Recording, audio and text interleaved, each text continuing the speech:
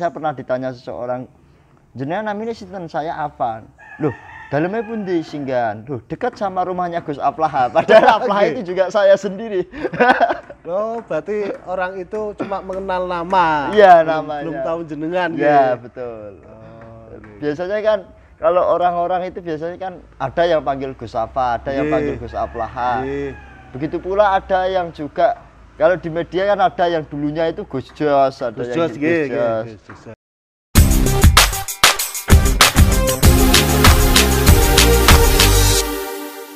Assalamualaikum warahmatullahi wabarakatuh. Waalaikumsalam. Halo para pemirsa blog bojonegoro.com. Saat ini saya ada di kediaman Gus Afa yang sekarang lagi banyak dikenal di sosial media.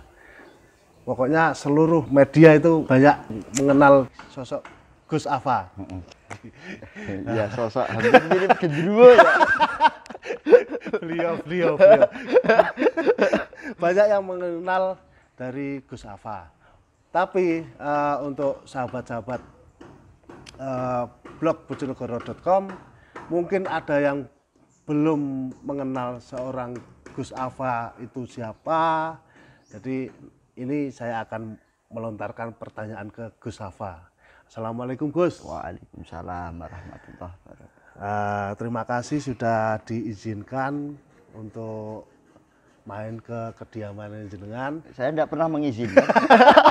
Wah, Anda datang sendiri kok. Iya ya. Berarti tamu kurang ajar gitu maksudnya Gus ya. Jadi banyak yang kenal jenengan, Gus Afa atau Gus Aflaha gitu. Terutama di medsos, terus bersama jamaah jagat sholawat ya. Jadi mungkin dari teman-teman blog bojonegoro.com ada yang istilahnya belum tahu seorang Gus Afa. Bolehkah jenengan memperkenalkan diri teman-teman dari teman-teman gitu, dari nama jenengan gitu. Jadi kalau nama itu dulu memang sudah dari kecil nama saya itu Raden Mas Aflaha Mangkunegara. Kalau Mbah Estri itu dari Solo, Mbah Jaler niku saking Ngayogyakarta. Maka nama RM itu sudah memang bawaan dari kecil, bukan sejak saya dewasa baru diberi nama RM, enggak. Sudah dari kecil saya sudah Raden Mas Aflaha Mangkunegara. Ketika tahun 2022 atau 2021 pokoknya tepatnya tanggal 5 Mei kurang lebih. Itu saya dipanggil kali panjenenganipun sinuwun dalem, dipanggil untuk diangkat. Bahasanya kalau di tentara mungkin kenaikan pangkat lah, jabatan ya. Akhirnya nama ditambahi KRMP. KRMP itu Kanjeng Raden Mas Panji, dan akhirannya ada Adiningrat. Jadi kalau sudah pakai nama KRMP sudah tidak ada RM lagi. Jadi mungkin kurang lebihnya itu. Jadi Aflaha sama Afa itu sebenarnya sama. Dulu soalnya saya pernah ditanya seseorang, jenengan namanya sinten, saya Afan.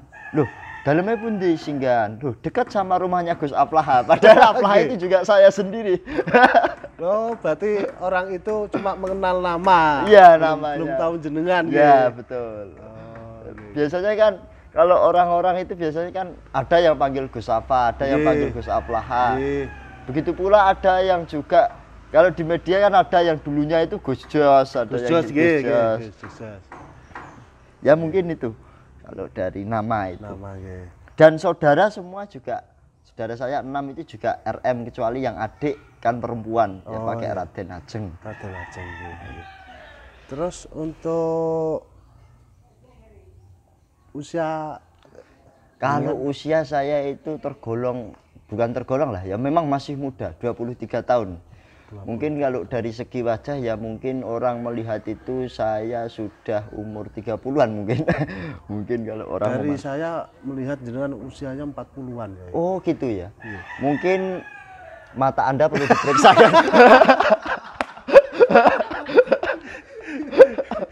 Kok banget loh. Mungkin gini, orang itu melihat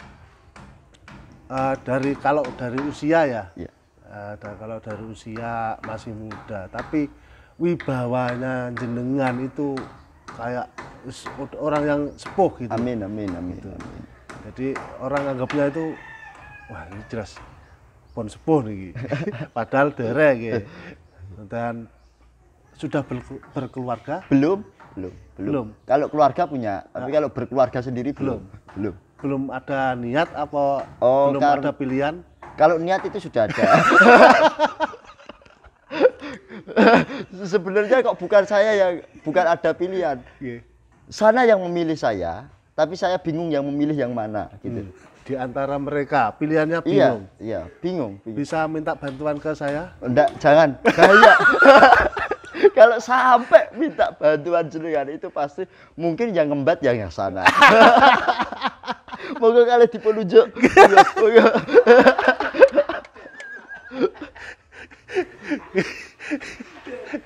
Tertawalah sebelum tertawa dilarang.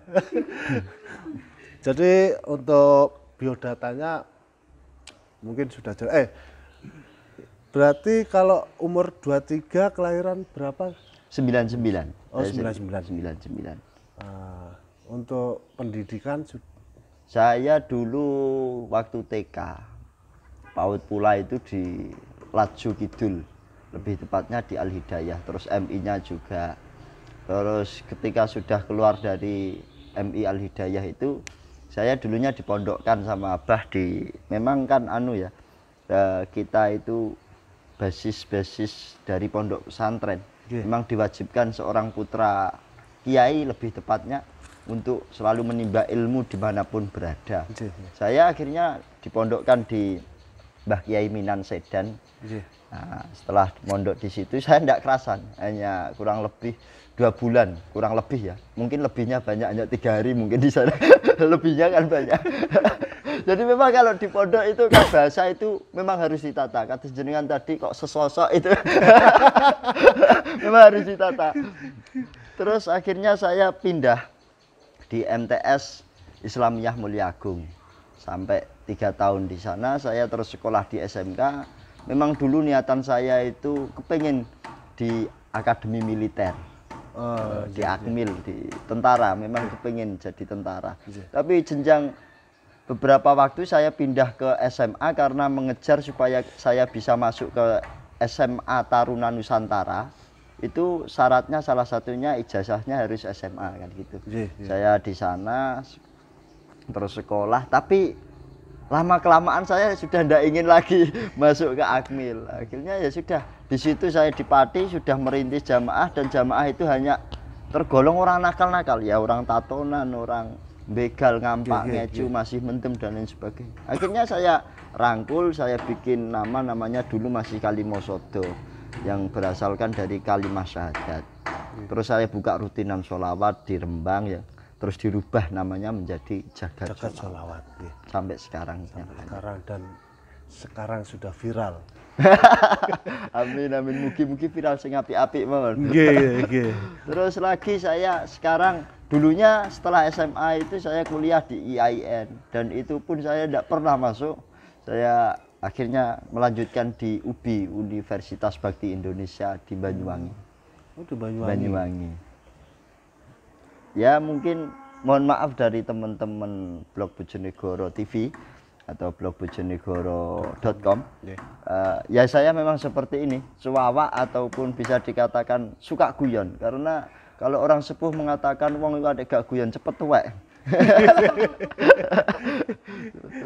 Ya datar-datar saja lah ya, tahu di mana waktu serius, di mana waktu guyon gitu aja. Untuk pertanyaan selanjutnya, jadi dari saya, mungkin dari teman-teman juga mengenal seorang Gus Afa itu sebagai tokoh agama, dan punya profesi dalang, seniman juga. Nah, kok bisa itu jenengan sebagai dalang itu mulai usia berapa? Kamu nanya? Aku bertanya-tanya. ente kadang-kadang Wah, repot ya. Ya, ya, jadi saya menyesuaikan. Kalau di media ya memang saya harus seperti ini kan ya. Nggih. Jadi saya itu hidup dipaksa pede ya karena adanya media itu Mas Jo. Jadi mohon maaf sekali. Kalau memang mungkin jenengan kalau di luar media kan tahu saya seperti Nggih, apa. Jadi nggih. memang di media harus fresh dan harus menarik penonton ini bagaimana ben seneng kontennya. Nggih, nggih. Kalau napa wau? Ternyata kok napa? Oh ya, kalau dalam. Jadi kalau Profesi sebagai kok dalang. bisa gitu ya? Kok bisa? Lah gitu kok. Saya ini kan hanya pelaku. Ibaratnya Gusti Allah niku mau ngekaki pari, bah niku pari engko ape diocaki, ape digawe tajin, monggo ape diliwet, monggo ape dinopo niku terserah. Dan saya sebenarnya dulu ndak ada niatan. Kalau dalang, saya itu sebenarnya nggak punya profesi apa-apa. Kalau saya, ya saya. Kalau saya dikatakan dalang, ya waktu pas dalang saja. Kalau di luar itu ya sudah, saya ya saya. Oh, nggih. Umpamanipun kok kula dados pejabat. Saya pejabat ya ketika di kantor, kalau enggak ya sudah, saya ya saya. Oh. Di rumah ya di rumah, hanya masyarakat biasa. Nggih. Apa memang itu apa ya? Bisa dikatakan hobi atau Iya, gimana? betul. Betul hobi. Dan hobi itu saya pikir mahal Mas Jun. Nggih nuwun sewu, ini hanya sekedar cerita termasuk kemarin harga DTX itu 7.500.000. Itu origin juga jenengan perso ya Mbak. Itu kan sebenarnya kalau saya pribadi kan itu bukan saya gunakan untuk mencari uang toh. Gitu. Kalau mungkin orang beli origin, beli apa sesuai kebutuhan dia untuk pekerjaannya. Tapi kalau saya enggak, itu memang hobi saya suka itu ya suka itu. Dan mungkin saya nggak kepengin apa-apa ya kepengin mau wis pokoknya duwe iki aku seneng. Punya gamelan juga. Saya ya enggak 100% bisa, mungkin hanya 40% saya bisa gamelan itu. Tapi saya berpikir sebenarnya aku udah anak turunku ben gak susah golek-golek. Seorang-orangnya aku dhewe nggen kuwi lho gawe. Saya berpikirnya seperti itu. Entah masih rusak atau masih bagus kok ben. Saya berpikir itu saja. Jadi nyambung sebagai sebagai tokoh agama kan kebanyakan tokoh agama itu biasanya ngaji, ngajar, ngoten niku.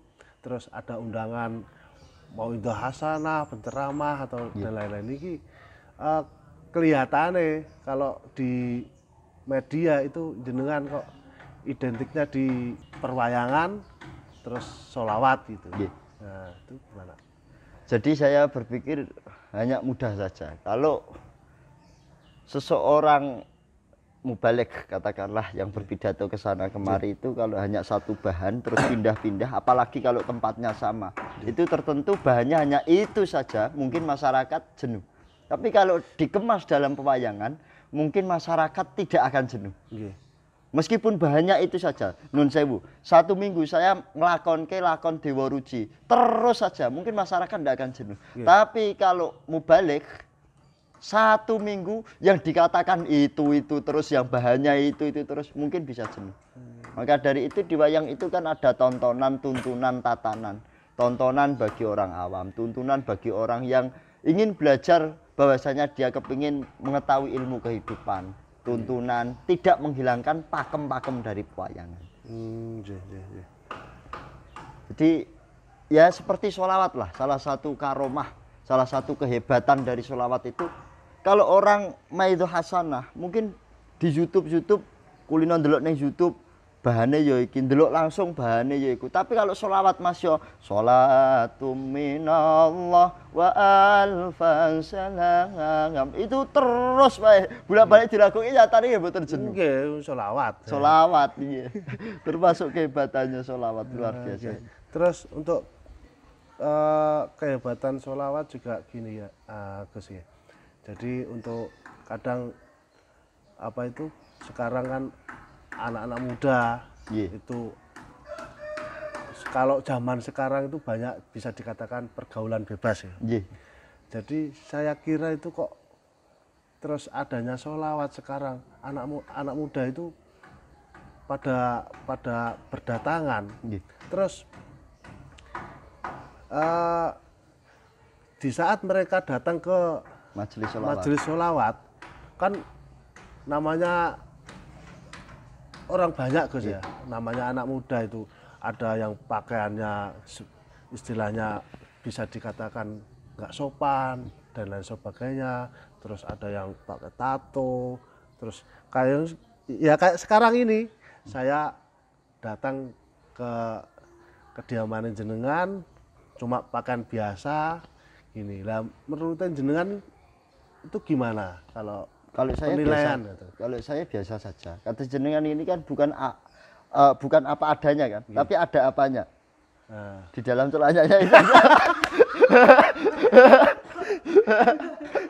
Kalau mau dikatakan apa adanya kan jenengan nggih gadah sarung, gadah selono, tapi saya manting jenengan kalau begini itu lebih unik gitu loh. Jadi kalau orang bertamu ke sini kan sudah biasa pakai sarung, pakai kopiah, pakai sorban dan biasa. Tapi kalau datang ke sini dengan pakaian seperti ini kan nyentrik gitu. Tapi kalau di majelis sholawat itu saya berpikirnya hanya seperti ini. Bolehlah 1-2 kali kamu berpakaian seperti itu, tapi kamu harus mempunyai niat bagaimana kamu bisa merubah sikap-sikapmu yang dulu agar menjadi lebih baik untuk di masa depanmu. Gitu. Umpamane kok saya seneng mendem, jangan lakukan mendem nalikane kowe pas sholawat. Terus aku sholawatan tak karo mendem rapopo. Kok rapopo nek iso kowe ape budal sholawatan tinggalen niku. Oh, nggih. Jadi sedikit-sedikit lah. Tapi paling enggak kan pasti akan secara langsung ya, secara tidak langsung itu anak itu pasti akan merubah dirinya. Iya, betul. Pasti. Betul. Mulai dari pakaian. Tapi kalau menurut saya ya Gus ya, kalau menurut saya itu kadang kan gini, kalau di zaman sekarang orang itu kadang kumpul ke nyuwun sewu ya, ke istilahnya ke ulama atau ke apa namanya tokoh agama, kiai itu, terus kita harus pakai sarung itu, terus tapi di luar sana kayak istilahnya apa ya? Sungkan. Nggih, istilahnya apa kayak blungkon ngoten lho. Oh, nggih. Lah menurut jenengan iku lebih baik kowe iku nak biasa ngene, ya wis ngene iki wae ya, aja terus pepeh kowe rene terus kowe brusunut joban ketonan tapi atinem gak koyo penampilanmu. Lah menurut jenengan pripun? Jadi kalau mana gitu. Kalau berbicara lebih bagus mana, tetap lebih harus mengutamakan bagus hatinya. Nggih. Tapi kalau berbicara syariat, ya lebih bagus pakaiannya. Tapi kalau dua-duanya bisa sinkron, ini yang luar biasa. Malah lebih bagus. Terus lagi kan ada yang salah satunya itu banyak termasuk Ashabul Kahfi itu punya anjing yang namanya Kitsmir. Kitsmir itu juga sesosok anjing, tapi juga bisa masuk surga karena dheweke niku gandol. Ibaratnya cara kasarnya gandol sarung Ashabul Kahfi. Dan itu sudah tanda kirek wae atine menungso. Lah kayak saiki kok menungso atine kirek ngoten. Saya menyimpulkan lebih padatnya seperti itulah. Jadi ya memang kita itu tahu, makanya di Jawa itu ajining raga saka busana, ajining diri saka lati. Kan ngoten. Itu memang berkaitan lah.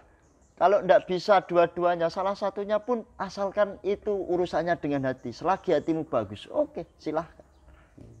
Misalnya niki, misalnya mungkin ada komentar terus itu media apa pembawa acaranya kok pakainya gitu ke rumah Guse kok enggak itu. Nah, enggak sopan ya. Menurut jenengan pripun ngoten ada orang ya gitu. Hari ini bajunya yang suci hanya ini saja.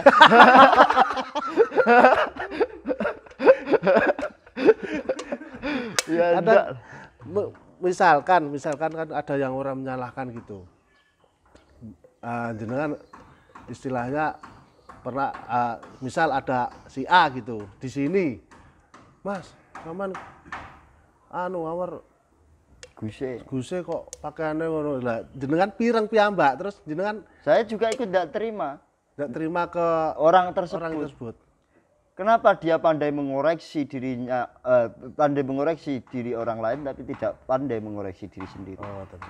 Apa yang dia pakai tidak seperti apa yang di dalam hatinya. Iya. Apa yang di dalam hatinya tidak seperti apa yang dia pakai. Maka saya sering mengatakan 1000 kebaikan akan kalah dengan 1 kesalahan. Karena contoh ngeten mawon nggih Mas. Nggih. Kula suatu misal kumpul karo wong akeh. Nun sewu ya pemirsa, nun sewu. Oh, kurang ajar ku akeh amu. Akhirnya orang itu meniru. Nggih. Wow, Gus Safar apa-apa kok kakekane kurang ajar apa-apa. Tapi ketika saya ahdatsana Rasulullah sallallahu alaihi wasallam wa huwa shadiqul masduqu inna haddakum yajma'u khalquhu fil batni ummihi arba'ina yawm ila akhir suatu misal. Tapi kenapa kalau yang seperti itu tidak dicontoh gitu loh. Tapi kalau kakek anem kurang ajar bajingan kok ditiru. Tapi kalau yang seperti hadis-hadis ngono iku ora ditiru kena apa? Memang otak manusia itu hanya mudah mencerna kejelekan seseorang daripada kebaikan seseorang. Itu pasti. Makanya Imam Syafi'i pun sekelas Imam Syafi'i niku gadah kanca plek. Duelek-elek tenggurine. Dadi nek teng ngarepe Imam Syafi'i apik tapi tenggurine Imam Syafi'i ngelek-ngelek Imam Syafi'i. Akhirnya nek kanca Imam Syafi'i sing ngerti kondon Imam Syafi'i. Jenengan niku delek-elek kancane sampeyan niku sing plek kali sampeyan. Jawaban Imam Syafi'i sepele. Ya benke, berarti aku berwibawa. Loh, lah kok sakit ngoten? Kan rawani ngelek-ngelek ning ngarepku. Jawabannya hanya sepele seperti itu. Jadi kalau dijelek-jelekan itulah hal yang sepele. Tapi kalau orang yang terus kue lho kok ora sopan ning ngene. Saya juga ikut tidak terima karena pembicaraannya yang kurang sopan. Dia berbicara seperti itu kan sudah tidak sopan, Mas. Nggih. Oh, nggih. Tidak sopan. Nggih, niku untuk penjelasan tadi. Terus ini nyambung lagi untuk hobi dalang itu mungkin sudah jelas dari teman-teman blog bojonegoro.com. Terus saya juga mengenal seorang Gus Safa itu sebagai seniman. Bisa dikatakan musisi juga. Nah, kok bisa ngalami seperti itu loh? Pertama jenengan apa yang bikin seni itu seperti apa gitu? Ya hidup itu kan seni, Mas. Nah. Allah sendiri itu menciptakan sesuatu itu tidak bisa kalau tidak dengan seni. Contoh ngeten. Orang mau melukis saja harus mempunyai imajinasi yang begitu kuat. Seninya bagaimana, ini api-api. Dan Allah ndamel kula jenengan iso beda wong sak donya iso beda. Luar biasa dan itulah jarang diketahui. Kalau tentang musisi itu sebenarnya saya bisa dikatakan musisi itu ketika kalau saya gitar. Maka ke profesor iku nek wis ngomong pendidikan kudu ilang profesore. Sebabnya tanpa pendidikan dekne ora iso dadi profesor. Musisi nek wis main musik wis ilang musisine. Sebabnya tanpa main musik, dia gak ngarah iso dadi musisi. Katakanlah saya main wayang, saya dikatakan dalang karena ada wayang. Kalau tidak ada wayang, tidak mungkin saya dikatakan dalang. Begitu pula kalau profesor sudah berbicara pendidikan, dia harus hirang profesional karena tanpa pendidikan dia tidak akan menjadi profesor. Ya mungkin lebih tepatnya kalau saya suka musisi itu ya salah satu guru saya itu juga Mas Joy yang mengajari main keyboard, yang mengajari.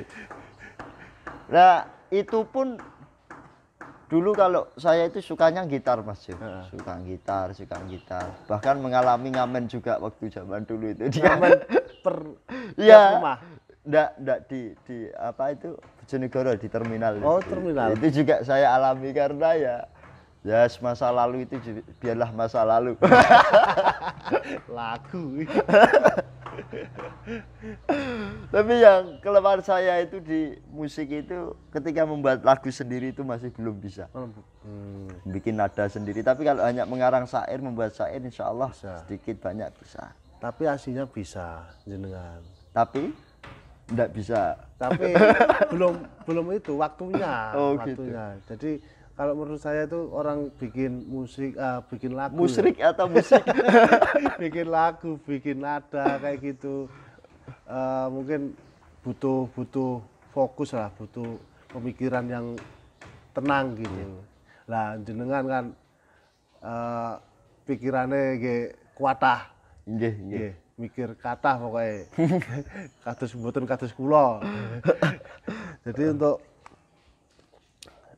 berarti nggih istilahnya apa ya? Jamaah jenengan nggih warna-warni nggih, Gus. Nggih, nggih. Warna-warni nggih. Jadi Banyak enggak membedakan istilahnya ada ini kamu seorang gento kumpul ke sini gini enggak ya, langsung kumpul jadi satu. Jadi satu. Ya memang saya berpikir seperti ini. Apa gunane wong apik nek mau ngancani wong elek? Nggih. Jadi kalau orang jelek itu dijelek-jelekkan terus, wong dia sudah jelek kok dijelek-jelekkan. tanpa dijelekkan sudah jelek. Nek wong apik diapik-apik kok iya wis apik diapik-apik. Ini kan sebenarnya ya kurang etis ya. Sebenarnya kita tahu aib orang lain itu kita bagaimana caranya agar mengajak dia untuk menjadi orang yang lebih baik. Bukan kita tahu aib seseorang terus kita menjauhi orang tersebut. Ya mungkin itu. Sampai saat ini pernah dengar nggak Gus jenengan ada istilahnya kontra dengan profesi ini jenengan profesi loh ya Maksudnya gimana? Nggih. Kok dangdut apa musikan gini gitu. Nggih. Terus kok dalang juga pernah nggak orang kadang Ada tapi 1-2 yang tanya ke saya. oh gitu. Memang di pondok pesantren Gomang itu khususnya kan memang ada bagiannya sendiri-sendiri. Kayak mas saya yang pertama itu Dewan Masayih di pondok pesantren bagian hukum. Gus Maya, Gus Mada bagian politik, Gus Naja bagian keagamaan, Gus Aang bagian politiknya dan sosialisasi, dan kalau saya pribadi itu sebagai seni dan budaya. Saya berpikirnya hanya mudah saja. Kenapa saya sering ditanya terus? Jenengan niku nun sewu nggih, saya salah satu cerita ketika saya di bar. Oh iya. Ini rada floor mungkin rada terbuka. Jadi saya pernah ketika di karaoke itu sebelum mereka mengenal saya, dia itu ada salah satu orang yang sudah kenal saya lewat media. Saya ditanya, "Loh, Saman itu ustadz.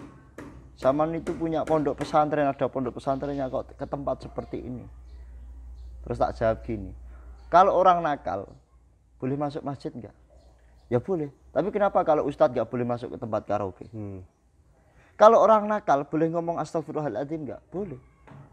Tapi kenapa kalau orang baik enggak boleh ngucap kurang ajar, bajingan, kakean? Toh orang baik itu juga mengetahui bagaimana caranya dan bagaimana situasinya. Neng dia kudu ngomong kurang ajar, neng dia kudu ngomong bajingan. Ndak harus bajingan. Mbok nek kowe elek iku mbok aja mbok pek dhewe, mbok kene ya dilumi lho.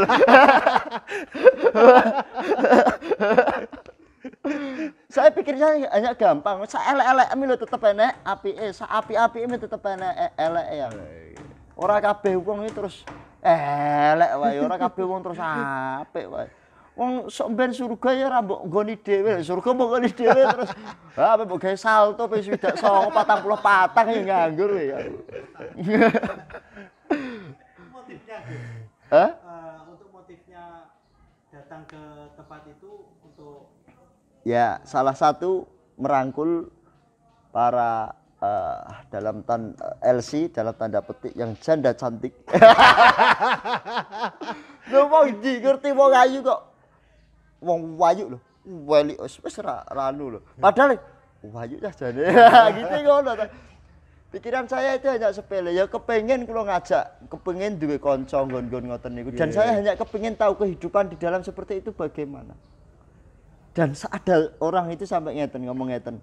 Loh, lonte-lonte ngoten niku lho Gus, kok dibelani sampai ngoten. Tak jawab ngeten. Onone dekne dadi lonte. Ini tapi jangan dipakai bahan ya. Onone dekne dadi lonte sebab dekne ngopeni kanggo anake. Nek bojom wis karuan duwe kowe. Tak ngoten ki, nek bojon wis karuan duwe kowe. Kowe jek iso ngopeni. Jajal nek kowe mati, terus bojome ape golekno anakmu apa? Lah wong dadi LC sebabe cupet wis darurat isone ngono ya ming ngono. Asline ya ora gelem kok dadi ngono. Makane pandangan itu ngene lah, kopi podo. Tapi nek sing ngombe aku ambek Mas Jo tetep beda rasa. Menurutku enak, urung tentu menurut Mas Jo enak. Tapi kecuali ya itulah, orang kalau memang pandangannya hanya sekedar, saya gak ngarani mboten, ya memang kebanyakan seperti itu. Bahkan ono tiang nun sewu nggih, takzim kalih kiai ngoten. Terus ono sing ngomen. Wow. Buat apa takzim kepada orang seperti itu? Takzimlah hanya kepada Allah. Tunduklah hanya kepada Allah. Terus nek enek pake lho, apa kowe? Ada pake, tak pateni kowe ya. Iki piye iki sinaune ning ndi aku ngono. Wong nom-nom niku sakniki kathah ngoten niku. Zaman biyen lewat ngarepe tiyang sing luwih tuwa. Aja kok sing saumuran manu. Nuwun sewu, ngapunten nderek langkung. Sakniki ora wis lewat. Lewat nggih ngoten. Kadang ambek diuncali apa. Berarti anu ya apa untuk apa ya, kayak zaman seperti ini berarti banyak minim akhlak. Minim akhlak itu. Padahal kalau penting banget. Akhlak itu istilahnya apa ya? Orang sepandai-pandainya orang itu dinilai dari akhlaknya. Nah, tapi akhlak didapatkan dengan ilmu. Ilmu itu lebih rendah daripada, bukan kok lebih rendah, gini kata-katanya. Al-adab fauqal ilmu. Ilmu itu adab itu lebih tinggi daripada ilmu. Tapi masih ada tapinya. Adab itu diperoleh dari ilmu.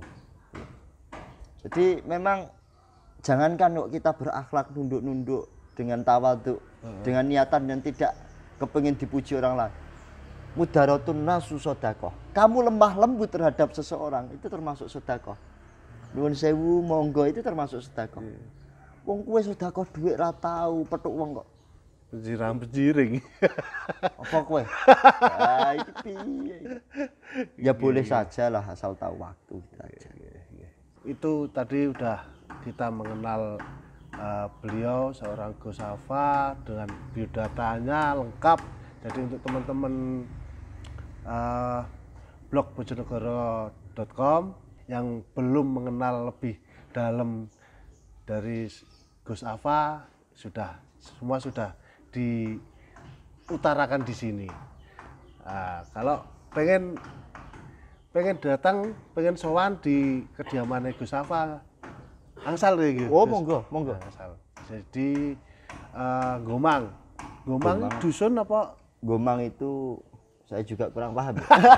bisa Tapi kalau kecamatannya dua, juga ikut singgahan, juga ikut Bangilan. Bangilan. Kalau ini kan batasannya itu, nopo Lepen niku. Kalau kilene Lepen, Bangilan, wetane singgahan. Dua kecamatan. Ada map mungkin ada Pondok Gomang.